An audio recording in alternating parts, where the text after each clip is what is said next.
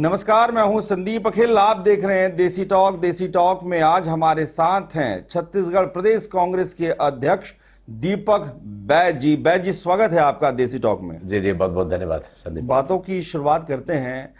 राजनीतिक जीवन की शुरुआत कैसे हुई आपकी? प्रारंभिक जो है उसके बारे में बताएं। देखिए, क्या है, मेरा कोई राजनीतिक विरासत है नहीं।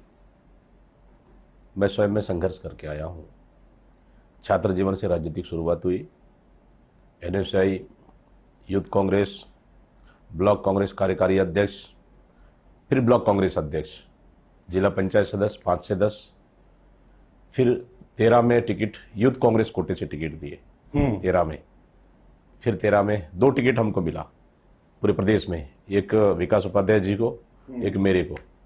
लेकिन मैं जीत के आ गया 2013 में। 13 से 18 एमएलए, फिर 18 में दोबारा एमएलए। 6 महीने के बाद बस्तर की जनता ने सांसद बना दिया। फिर पार्टी ने आज मुझे प्रदेश कांग्रेस का अध्यक्ष बना दिया। फिर मैं आपके साथ हूँ। प्रदेश कांग्रेस अध्यक्ष की इस दायित्व को कैसे लेते हैं? युवाओं की बड़ी अपेक्षाएं आपसे हैं। देखिए, नई जिम्मेदारी, बड़ी जिम्मेदारी है। समय कम है, काम ज़्यादा करना है। कांग्रेस पार्टी जो सूरज उदयपुर संकल्प शिविर में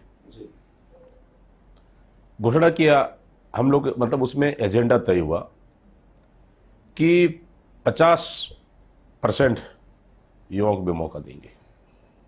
बस संकल्प शिविर का प्रोडक्ट हो। जी जी, आगे क्या लक्ष्य है आपका? हमारा लक्ष्य है छत्तीसगढ़ में सरकार बनाना।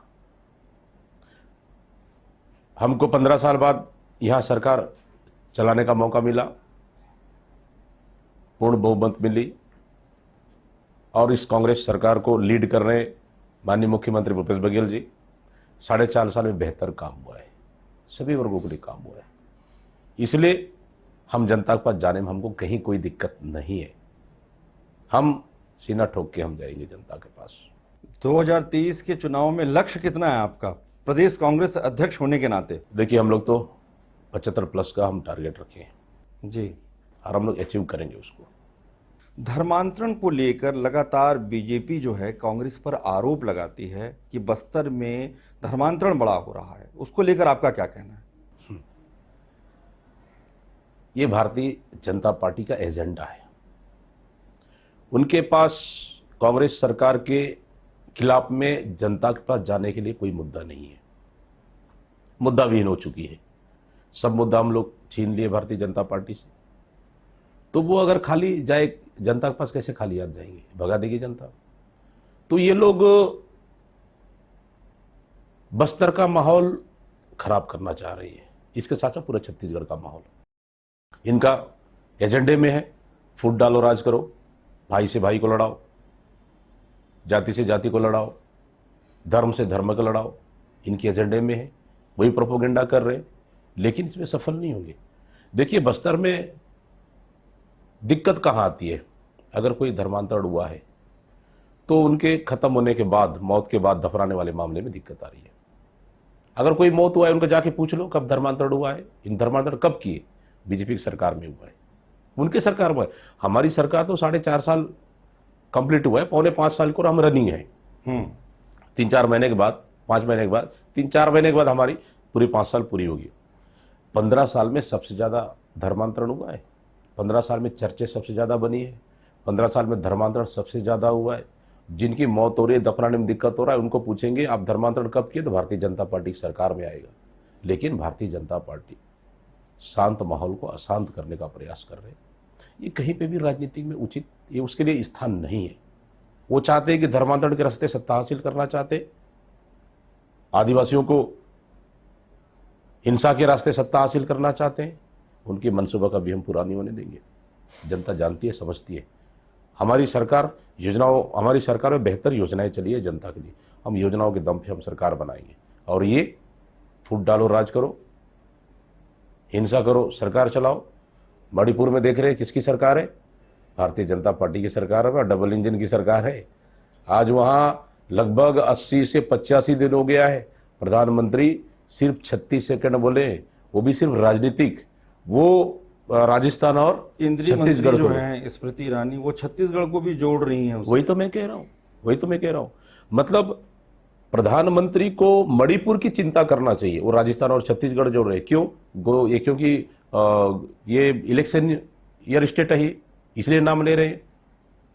मणिपुर पे आज ये गृह मंत्री यहां आके सो रहे हैं, आज सप्ताह दिन आ रहे हैं, प्रधानमंत्री फिर दोबारा आ रहे हैं। अरे आपको तो जाना चाहिए मणिपुर, पहले मणिपुर जल रहा है, वहां पे क्या हालत है हमारे आदिवासियों की, वहां जाना चाहिए पहले। माहौल तो शांत कर लो, चुनाव तो लड़ेंगे, कोई दिक्कत नहीं है, लेकिन इनको चाहिए सरकार, सत्ता चाहिए।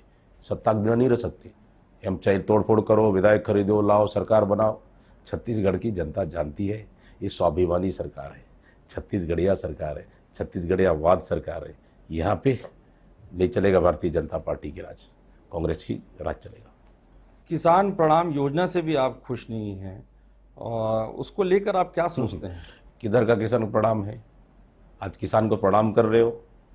1 साल से जब आंदोलन कर रहे थे, लाठियां बरसा रहे थे आप, सड़कों में गड्ढा खोद रहे थे आप, सड़कों में कील ठोक रहे थे आप, किसानों को आप खालिस्तानी कहा, किसानों को आतंकवादी कहा, वही किसानों को नक्सलवाद कहा, क्या क्या नहीं कहा किसानों को। आज किसानों को प्रणाम कर रहे हैं। ये भारतीय जनता पार्टी की ये प्रोपेगेंडा है। इसमें किसान उनकी मतलब उनकी लालच में आने वाले नहीं है। असली किसान का नेता, असली किसान के लिए काम करने वाली हमारी कांग्रेस सरकार है, भूपेश बघेल जी काम कर रहे हैं। ये चीज़ किसान हम जानते हैं। आदिवासी समाज क्या सोच रहा है जब उसके सामने कांग्रेस है, बीजेपी है, अन्य दल हैं, तो आदिवासी समाज की दृष्टि किस ओर जाएगी, या किसे वो अपना हितैषी मानेगी? देखिए, आदिवासी बहुल हमारे पास बस्तर और सरगुजा दो है, 29 सीट 29 सीट में 27 हैं आज एमएलए कांग्रेस के, 2 बीजेपी के, 3 एमएलए हमारे ऐसे जहां सामान्य सीट से जीत के आए हैं। हमारे आदिवासी एमएलए मतलब जनरल सीट से जीत के आए, जनरल सीट से जीत के आए 3 हमारे विधायक। तो आदिवासियों के लिए हमारी सरकार में बेहतर काम हुआ है। बोलो तो मैं गिरा देता हूँ। हमने टाटा की ज़मीन वापसी की, हमारी इमली जाता था तेलंगाना आंध्र प्रदेश, आज इमली का प्रोसेसिंग प्लांट हमारे बस्तर में लगा है। तेंदुपत्ता का रेट हम आदिवासियों को दे रहे हैं। डेनेसा फैक्ट्री बना है, हम वहाँ के स्थानीय लोगों को दे रहे हैं। देवगुड़ी हम आदिवासियों के लिए बना रहे हैं, बोटोल हम आदिवासियों के लिए बना रहे हैं। ये तो सब सारी आदिवासियों के लिए है। आदिवासियों को संस्कृति, उनकी कला, उनकी हर चीज़ को सुरक्षित करने का काम हुआ है हमारी कांग्रेस की सरकार में हुआ है, मुख्यमंत्री भूपेश बघेल ने किया है। इसलिए आदिवासी कांग्रेस से कहीं बाहर नहीं जाएगा। ठीक है, ये लोग लालच दिखाने का काम करेंगे, इसलिए तो आदिवासियों के बीच में तोड़फोड़ करने का काम कर रहे हैं। वो इसमें सफल नहीं होंगे। आदिवासी कांग्रेस के साथ है और आगे भी रहेंगे। नगर नार जो है उसको लेकर बीजेपी कहती है कि रोजगार के जो वादे किए गए, या रोजगार जितना मिलना था वहाँ के लोकल लोगों को, वहाँ के रहवासियों को, वह इतना रोजगार नहीं मिल रहा है। भारतीय जनता पार्टी तो नगर नार के बारे में तो मुंह भी नहीं खोल रही है।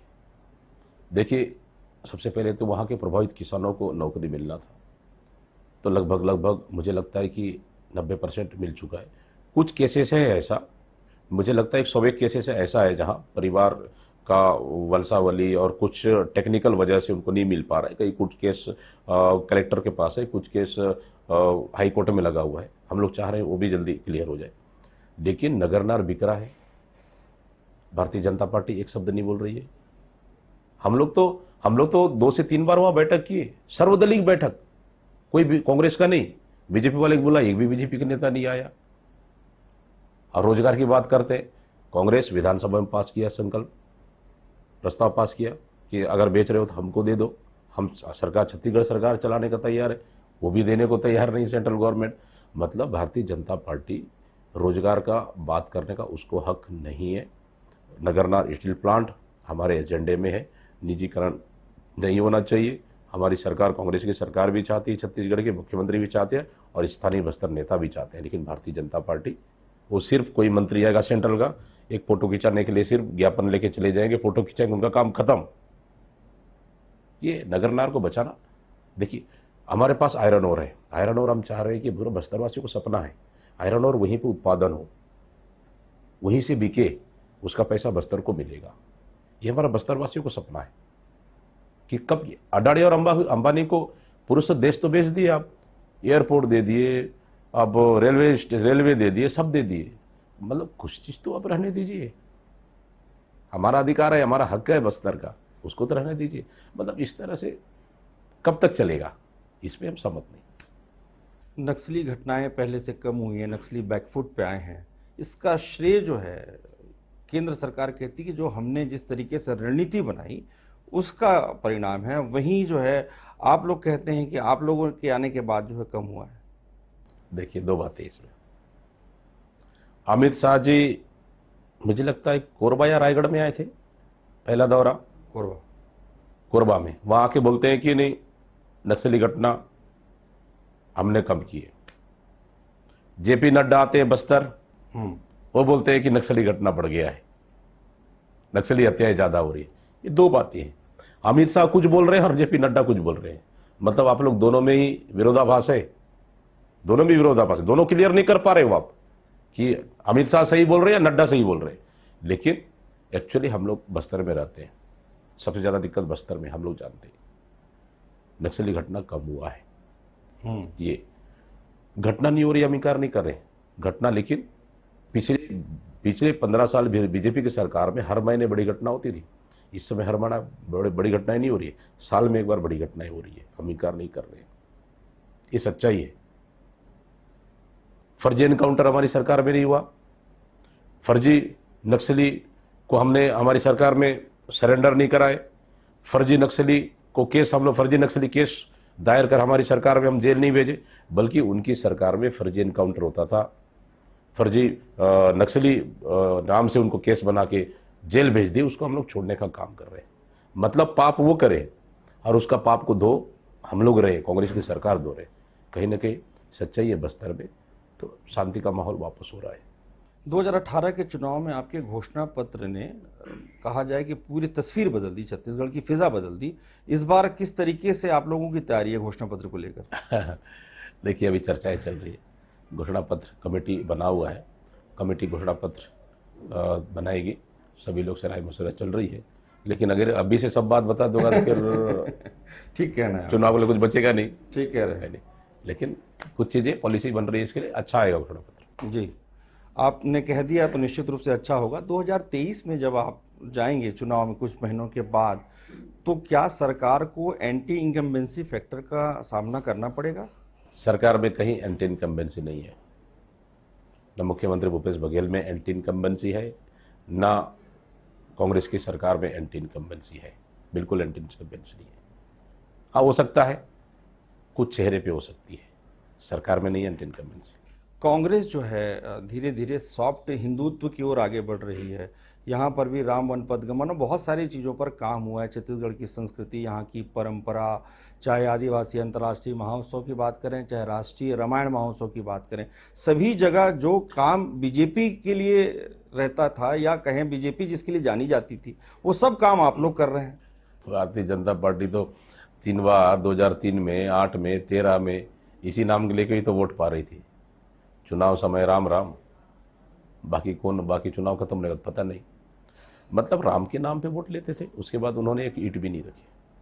माननीय मुख्यमंत्री भूपेश बघेल जी राम मंदिर, कौशल्या माता का मंदिर, राम वन गमन पथ, रामायण महोत्सव, हमारे आदिवासियों के लिए गुड़ी बनवा रहे हैं, घोटुल दे रहे हैं।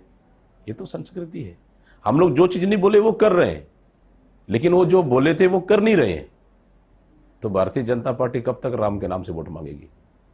अब वहाँ तो बजरंग बली के नाम से भी मांग के देखिए, कर्नाटक में वो भी नहीं चला, बजरंग बली भी हमारे साथ हो गए।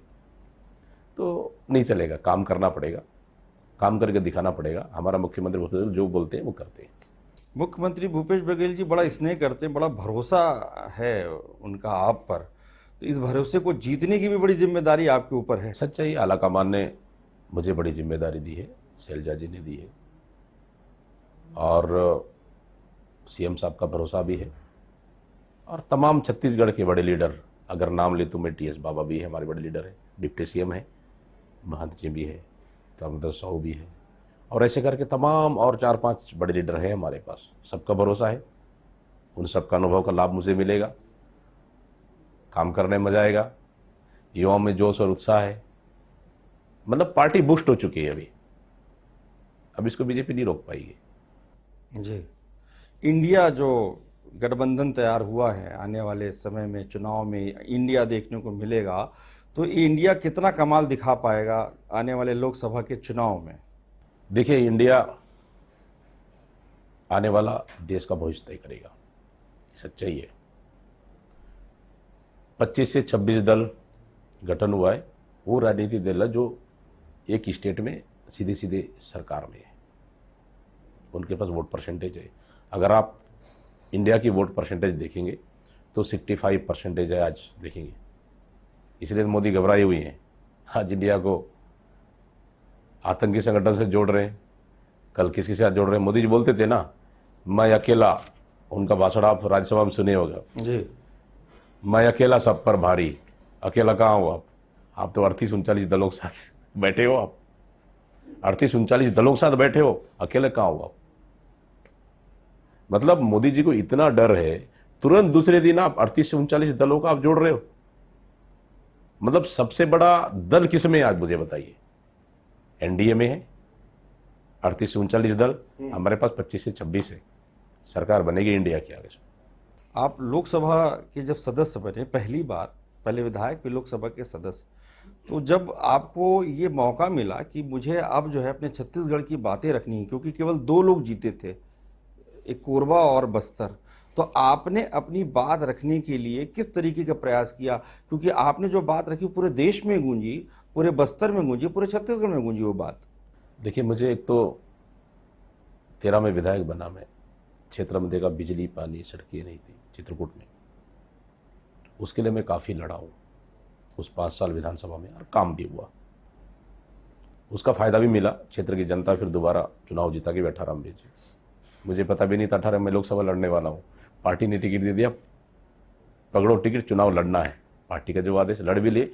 23 साल बाद उस बस्तर लोकसभा को कांग्रेस जीती है, फायदा हुआ पार्टी को। हम विपक्ष में है, सरकार में होती तो भी हम काम करते, लेकिन बस्तर के मुद्दों को उस पटल तक रखना हमारे लिए बहुत जरूरी था। हवाई सेवाओं, रेलवे सेवाओं, सड़क मार्गों, बहुत सारी चीज। देखिए, स्टेट गवर्नमेंट और सेंट्रल गवर्नमेंट दोनों की बहुत सारी योजनाएं दोनों रिलेटेड है, बिल्कुल दोनों रिलेटेड है। कहीं तो 75% स्टेट का है, 25 सेंट्रल का है, या फिर कहीं 60-40 का रेशो है। तो इस तरह से योजनाएं दोनों कंबाइन योजनाएं हैं। तो हम लोग को बस्तर को हमको फायदा दिलाना था, बस्तर के लिए काम करना था। बस्तर में आज तक एक आवाज़ नहीं उठी है, लोकसभा में एक भी आवाज़ नहीं उठी। मैं किसी के ऊपर उंगली नहीं उठा रहा हूँ, सबको मौका दी। एक समय तो एक परिवार तो 2-2 पीढ़ी तक राज किया है हमारे यहाँ, 98 बजले 11 तक राज किया एक परिवार ने, एक शब्द कभी नहीं बोले। राजनीति में कौन है आपके रोल मॉडल? जब क्योंकि युवा कहीं ना कहीं एक अपना एक रोल मॉडल तैयार करता है, उसके बाद उस दिशा में वो आगे बढ़ते हैं। देखिए, अगर शुरुआत से अगर कहें तो मैं महेंद्र कर्मा जी के सानिध्य में मुझे काम करने का अवसर मिला बस्तर में। हमारे लीडर थे, जो नेता प्रतिपक्ष थे, बस्तर के लीडर थे, उनके सानिध्य में काम करने का अवसर मिला। जिरम घटने के बाद हमारे बीच में नहीं रहे। फिर हमारे नेता, आज प्रदेश की बात करें, मुख्यमंत्री भूपेश बघेल जी, टीएस बाबा भी अच्छे लीडर हैं। बिल्कुल। फिर अगर दिल्ली की बात करें, राहुल गांधी हमारे रोल मॉडल हैं, उनका कोई मुकाबला नहीं है। उनसे हम लोग सीखते हैं बैठ के। किसको बोलते हैं अब 3400 किलोमीटर, 34 किलोमीटर पैदल यात्रा कन्याकुमारी कश्मीर तक, इतिहास है देश का। ठीक है, आज़ादी दिलाने के लिए बहुत सारी पैदल यात्राएं चली, सब चीज़ों सफल भी हुए, सफलता भी मिली, उसी की वजह से आज हम लोग आज स्वतंत्र हैं। लेकिन उसके बाद की परिस्थिति में बहुत बड़ा पैदल यात्रा है, उसमें भीड़, उसमें प्यार, उसमें लोगों की देखेंगे, मतलब सैलाब कह नहीं सकते उसमें। राजनीति में जब आप आए, पहली बार राजनीति में आए, उसके बाद फिर विधायक, सांसद और यहाँ तक के पहुँचे, परिवार का कितना सहयोग मिला आपको? परिवार का तो पूरा सहयोग मिला है।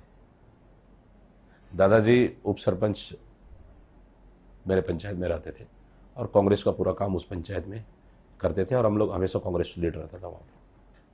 पिताजी पटवारी थे, उनका काफ़ी इच्छा था कि राजनीति में लाए। फिर कॉलेज में चले गए तो वहाँ संगति का असर भी हुआ, फिर धीरे धीरे एक समय लगता था कि अच्छे से पढ़ाई कर लें, कहीं नौकरी में जॉब में चले जाएंगे तो ज़्यादा अच्छा होगा, सुकून की ज़िंदगी जिएंगे, ये सोचता। तो इस तरह से फिर धीरे से संगति का असर हुआ, फिर माइंड डाइवर्ट हुआ, फिर छात्र राजनीति की शुरुआत की, आज यहाँ तक है। और घर परिवार का बहुत ज़्यादा, और घर में तो पिताजी बहुत मदद किए। समय नहीं दे पाते हुए इसकी शिकायत होती कि नहीं आप, समय ना दे पाने की? 2008 के बाद तो पिताजी स्वर्गवास हो गए, है नहीं, माँ है अभी। शायद पिताजी होते तो आज उनको गर्व होता कि उनका सपना जो था आज कम से कम उनके सामने में होता तो बहुत खुश होते। मेरी वाइफ मेरे को बहुत मदद करती है, मतलब बैक सपोर्ट बहुत ज़्यादा। मैं नहीं भी हूँ तो क्षेत्र में मेरा काम करती है आज भी। कार्यकर्ताओं के साथ बैठना, ऑफिस में बैठना, कोई लोग आएंगे तो उनको बिठाना, चाय पिलाना, कोई काम है तो बताओ नेताजी नहीं है, कुछ काम है क्या, नेताजी से कोई बात करना है फ़ोन से मेरे से बात करा देती है। ये समय नहीं दे पाता हूँ, इससे चाहिए नाराज़ भी होते। कभी दिन का खाना हम लोग साथ में बैठ कभी नहीं खाए, कभी रात का खाना भी नहीं खाए। पिताजी का जो सपना, जो आपने कहा कि पिताजी को एक गर्व की अनुभूति होती, तो पिताजी आपको राजनीति में लाना चाहते थे? हाँ, उनका मनसा था कि राजनीतिक में लाएंगे। सार्वजनिक जीवन बड़ा कठिन होता है, तो परिवार और सार्वजनिक जीवन के बीच तालमेल कैसे बैठाते हैं? देखिए, दोनों हमारे लिए ज़रूरी है, परिवार भी ज़रूरी है, सार्वजनिक जीवन ज़रूरी है। लेकिन हम सार्वजनिक जीवन आने के बाद परिवार से ज़्यादा जिम्मेदारी सार्वजनिक जीवन में है, वो भी हमारा परिवार है। जनता के सुख और दुख के लिए हम बने हुए हैं, उनकी समस्याओं के समाधान के लिए बने हुए हैं, वो भी हमारा परिवार है। इसलिए ज़्यादा समय हम हमारे जनता को देना पड़ रहा है, उनके बीच में ज़्यादा रहते। बाकी थोड़ा बहुत समय बचा है परिवार के साथ। 12 जातियों को जो जोड़ा गया है अनुसूचित जनजाति, उसमें उसको लेकर कैसे देखते हैं आप? देखिए, तो मुख्यमंत्री भूपेश बघेल जी का और हमारी सरकार का बहुत बड़ा योगदान है। तो कह रहे हैं कि बीजेपी की तरफ से कदम बढ़ाया गया तो ये परिणाम? नहीं, वो सच्चाई है। देखिए, दो चीज़ें, अधिकार सेंट्रल गवर्नमेंट को है, उनको बिल लाके, हाँ, बिल लाने का अधिकार उनको है।